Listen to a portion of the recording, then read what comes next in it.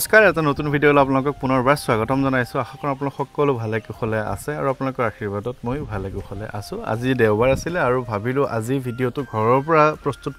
কৰাতকৈ অকণমান ওলাই যাওঁ আৰু মই যিখন ঠাইলৈ আহিছোঁ এতিয়া এইখন ঠাই আচলতে বহু পুৰণি ঠাই আমাৰ তেজপুৰৰ আমাৰ ঘৰৰ পৰা প্ৰায় 4-5 কিলোমিটাৰমান নিলগত থকা দ পৰ্বতীয়াৰ এখন শিলৰ তোৰণত উপস্থিত আছোঁ এই ঠাইখনৰ বিশেষত্ব এই ঠাইখনৰ কথা মই আপোনালোকক জনাম আৰু আজি যেটো ভিডিঅ' বনাব ওলাইছোঁ আসলতে যোৱাকালি মই লাইভ ভিডিঅ' কৰি থাকোঁতে দুজনমানৰ বজৰংমান পাঠ কৰাৰ পিছত তেওঁলোকৰ কেনে ধৰণৰ কি পৰিস্থিতি হৈছিল বা কেনে ধৰণৰ তেওঁলোকে অভিজ্ঞতা লাভ কৰিছিল বা মই বজৰংমান যেতিয়া মানুহৰ ঘৰত বা আপোনালোকৰ নিমন্ত্ৰণ মৰ্মে পাঠ কৰিব যাওঁ যিখন ঘৰত কেতিয়াবা নিগেটিভিটি থকা যেন পাওঁ তাত কেনে ধৰণৰ পৰিস্থিতি হয় এই কথাখিনি জনাবলৈ ভিডিঅ'টো বনাইছোঁ আৰু মই আপোনালোকক প্ৰথমতে জনাই লওঁ যে বৰ্তমান এইখন দ পৰ্বতীয়াৰ এখন শিলৰ তোৰণ আৰু এখন শিলৰ তোৰণক আমাৰ দ্বিতীয় সেকেন্ড গেট বুলি কোৱা হয় আৰু আপোনালোকে সেকেন্ড গেট অফ ইণ্ডিয়া বুলি মাৰি দিলে আপোনালোকে এই তোৰণখনে কিন্তু মোবাইলত বা ইণ্টাৰনেটত আপোনালোকে পাব গতিকে চাব যে এই ঠাইখনৰ মহত্বখিনি আপোনালোকে গমেই পাব তেতিয়া তথাপি মই কৈ দিওঁ যে যেতিয়া হৰিহৰৰ যুদ্ধ হৈছিলে আমাৰ তেজপুৰত আপোনালোকে জানে যে হৰি আৰু হৰ মানে শিৱ আৰু ইফালে কৃষ্ণৰ যুদ্ধ লাগিছিলে নহয় জানো অনিৰুদ্ধৰ আৰু উষাৰ যিটো প্ৰেম কাহিনীৰ লগত হৰিহৰৰ যুদ্ধৰ বহু কথা জড়িত হৈ আছে তেতিয়া যেতিয়া যুদ্ধত মানে কৃষ্ণৰ লগত বান ৰজা হাৰিছিলে তাৰ পিছত কৃষ্ণৰ মহত্বখিনি তেওঁ গম পাই পেলাই হৰি আৰু হৰৰ বাবে এক বিশেষ স্থান নিৰ্মাণ কৰিব বিচাৰিছিলে বুলি কোৱা হয় ইণ্টাৰনেটতো আপোনালোকে পাব আৰু সেই ঠাইখনেই হৈছে এইখন এই শিৱ মন্দিৰ ভাগ এয়া বান ৰজা যিহেতু এক তেওঁ শিৱ ভক্ত আছিলে বহুত বেছি শিৱ ভক্ত আছিলে মহাভৈৰৱ মন্দিৰৰ গ'লে আপোনালোকে সেইখিনি গমেই পাব বা আৰু আমাৰ তেজপুৰৰ বিভিন্ন ঠাইলৈ আহিলে আপোনালোকে বান ৰজাৰ সেই ঐতিহ্যমণ্ডিত কথাখিনি বা সেই ইতিহাসখিনি সেই কিংবদন্তিখিনি আপোনালোকে গমেই পাব গতিকে বান ৰজাই নিৰ্মাণ কৰা বুলি ইয়াতে ধৰা হয় এই মন্দিৰ ভাগো বা এই শিলৰ তোৰণ ভাগ আপোনালোকে মই দেখাই দিম আপোনালোকক শিলৰ তোৰণ ভাগ ইমানেই ধুনীয়া যে আমাৰ ইণ্ডিয়া গেট যিখন প্ৰথম গেট বুলি কোৱা হয় সেকেন্ড গেট অফ ইণ্ডিয়া বুলি ক'লে আপোনালোকে এইখন গেটেই পোৱা যায় আৰু ইয়াতো তাৰপিছত যেতিয়া হেৰি হৈছিলে সেই এই কথাখিনিকে পুনৰ নিৰ্মাণ কৰিছিলে আহোম যুগৰ কোনোবা এজন ৰজাই নিৰ্মাণ কৰিছিলে আৰু ইয়াতে যিখিনি শিল আছে ইয়াতে যিখিনি ইটা আছে আপোনালোকে ৰংঘৰ কাৰেংঘৰ তলাতল ঘৰৰ ইটাখিনিৰ প্ৰায় সামঞ্জস্য দেখা পোৱা যায় আৰু প্ৰায় একে ধৰণৰ কথাখিনি আপোনালোকে ইয়াতে মানে আহিলে গম পাব যে আহোম যুগৰ কথাখিনি ইয়াতে জড়িত হৈ আছে গতিকে কেতিয়াবা আপোনালোকো আহিব এভাগ খুব সুন্দৰ শিৱ মন্দিৰ ইয়াতে আহিব এয়া শিলবোৰ আপোনালোকে তেনেধৰণে ধুনীয়াকৈ তেতিয়াই কাটি থোৱা শিল আৰু আমাৰ তেজপুৰত বিভিন্ন ঐতিহ্যমণ্ডিত ঠাই আছে বামুণী পাহাৰ আছে অগ্নিগড় আছে আপোনালোকে মহাভৈৰৱ মন্দিৰ দৰ্শন কৰিব পাৰিব ভৈৰৱী মন্দিৰ দৰ্শন কৰিব পাৰিব আৰু মই আজি আপোনালোকক দেখুৱাৰ উদ্দেশ্য এইটোৱে যে ঘৰৰ পৰা ভিডিঅ' এটা কৰা আৰু বাহিৰলৈ গৈ ভিডিঅ' এটা কৰি কিছুমান কথা কোৱাৰ মানে আপোনালোকৰ উপকাৰ হ'ব পৰাকৈ কথা কোৱাৰ উপৰিও বা কিবা এখন ঠাই দেখাব পাৰিলে ভালো লাগে আপোনালোকে আহক মই দেখাইও থাকিম আৰু কথাখিনিও পাতি থাকিম মই আজি আপোনালোকক বজৰংবানৰ যি মহত্বখিনি সেইখিনি ক'ব বিচাৰিম বা বজৰংবান পাঠ কৰাৰ পিছত কেনেধৰণৰ কি অনুভৱ কৰিব পৰা যায় সেই কথাখিনিও ক'ম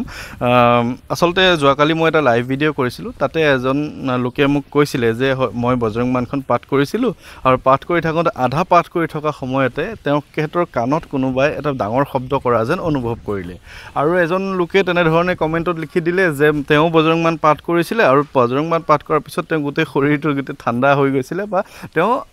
মানে কথাখিনি আধৰুৱা নিচিনা হৈ যায় আচলতে গোটেই কথাটো মই কৈ আছোঁ যে বজৰংবানখন এনেকুৱা এক শক্তি যিখন আছে প্ৰভু হনুমানজীৰ বান বুলি কোৱাৰ লগে লগে আপুনি ধৰি লওক কাৰ যেনেকৈ মাৰে ন বান মৰা বুলি কোৱা হয় আমি এখন বান মাৰিম বা নিৰ্দিষ্ট এক লক্ষ্যত আপুনি উপনীত হ'ব পৰাকৈ বান মৰা হয় গতিকে বানখন যেতিয়া আমি শুদ্ধকৈ স্পষ্টকৈ মাৰোঁ তেতিয়া বানখনে কামত দিয়ে এতিয়া বানখনৰ কথাটো এনেকুৱা যে তাত কোৱা হয় যে বজৰংবানখন যেতিয়া জাপ কৰা হয় বা বজৰংবানখন যেতিয়া মৰা হয় তেতিয়া ভূত প্ৰেতবিলাক কঁপে বা ভূত প্ৰেতবিলাক আঁতৰি যায় তাৰপিছত কোৱা হয় যে ভূত প্ৰেত পিশাচ নিশাচৰ অগ্নি বেতাল কাল মাৰি মৰ ইনে মাৰুতো সি শপত ৰাম কি ৰামৰ শপত দি হনুমানজীক আমি কওঁ যে তুমি ভূত প্ৰেত যদি আমাৰ ঘৰখনত আছে সেই গোটেইখিনি তুমি মাৰি দিয়া তোমাক মই ৰামৰ শপত দিছোঁ গতিকে সেই শপতটো সময়খিনি পোৱাৰ আগে আগে আপুনি হয়তো অনুভৱ কৰিব পাৰিব যে আপোনাক হয়তো শপত দিয়াৰ সময়খিনিত আপোনাক অকণমান বাধা দিব যদি আপোনাৰ ঘৰখনত তেনেকুৱা বেয়া শক্তি আছে ভূত প্ৰেত বুলি কোৱা নাই যিকোনো নিগেটিভিটি শক্তিয়ে যিখিনি শক্তিয়ে ভাবে যে বজৰংবানখন আপোনাৰ ঘৰখনত মাৰিব নালাগে ধৰি লওক আপোনাৰ ঘৰখনত কোনোবাই কিবা অপকাৰ কৰি থৈছে বা আপোনাৰ ঘৰখনত উন্নতি দেখি কোনোবা এজন কাষৰ মানুহে কিবা বেয়া কৰি থৈছে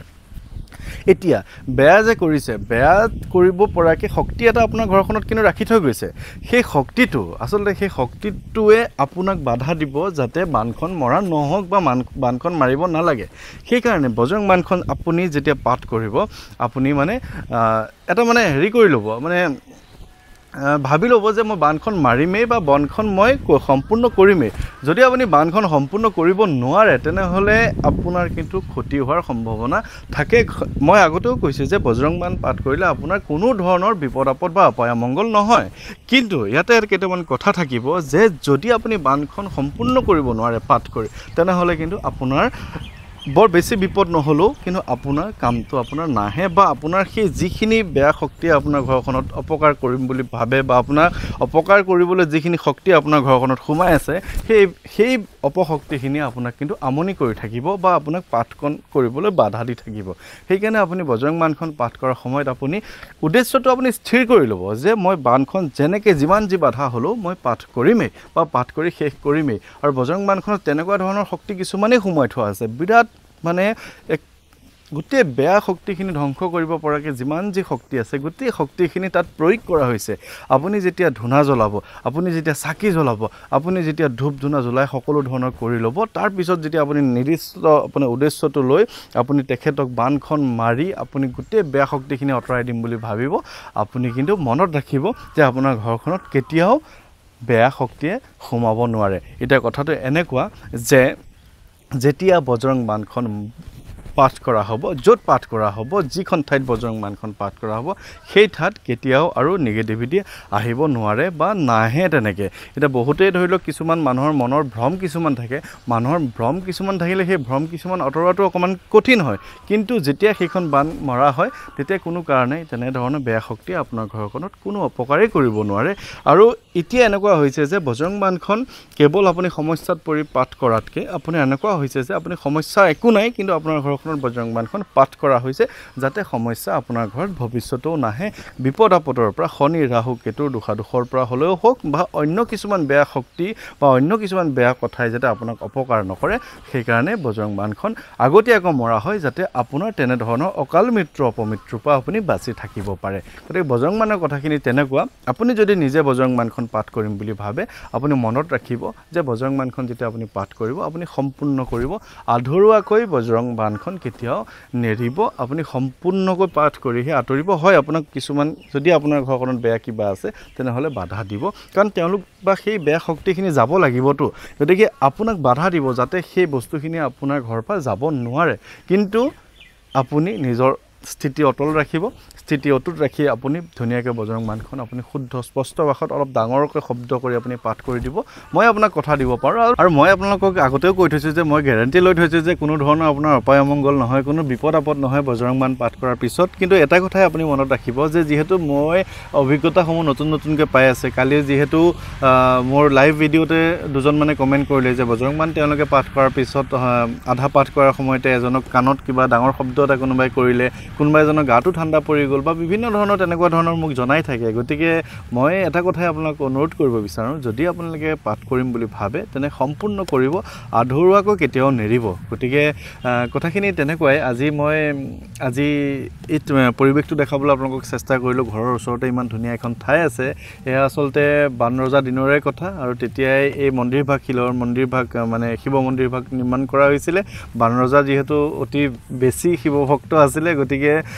বান ৰজাৰ স্মৃতি বিজড়িত এইখন ঠাই তেজপুৰ শোণিতপুৰ আপোনালোকে জানে গতিকে এইখনো তাৰ লগতে জড়িত হৈ আছে আৰু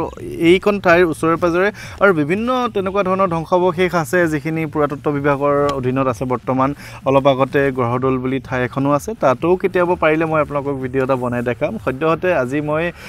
বিশেষ দীঘলীয়া নকৰোঁ ভিডিঅ'টো এইখিনি দেখালোঁ মানুহো আহি থাকে অকণমান বনাবলৈ অকণ বেয়া লাগে ভিডিঅ' গতিকে মোৰ নিমন্ত্ৰণবোৰ বহুত আছে তেনেধৰণে নিমন্ত্ৰণবোৰ ৰক্ষা কৰিবলৈ চেষ্টা কৰিম মই অহা 10 তাৰিখ মানে শিৱসাগৰ যাম চাগে অহা 10 মানে অক্টোবৰত কিন্তু তাৰ আগে ডিব্ৰুগড় মই এই মাহতে ছেপ্টেম্বৰ মাহতে যাম ডিব্ৰুগড় আৰু ছেপ্টেম্বৰ মাহতে নলবাৰী যাম বা নলবাৰী হৈ তেনেধৰণে চেষ্টা কৰি আছোঁ যে বিভিন্ন ঠাই যিবোৰ নিমন্ত্ৰণ আছে ৰক্ষা কৰিবলৈ গতিকে সকলো ভালে কুশলে থাকিব আপোনালোক সকলোৱে মই কুশল মংগল কামনা কৰিছোঁ অকণমান এই ঠাইখনো দেখাম আৰু গতিকে বৰ বিশেষ আৰু দীঘলীয়া নকৰোঁ ভিডিঅ'টো গতিকে সকলো ভালে কুশলে থাকিব আজিৰ ভিডিঅ'টো ইমানতে সামৰণি কৰিছোঁ ধন্যবাদ ভালে থাকিব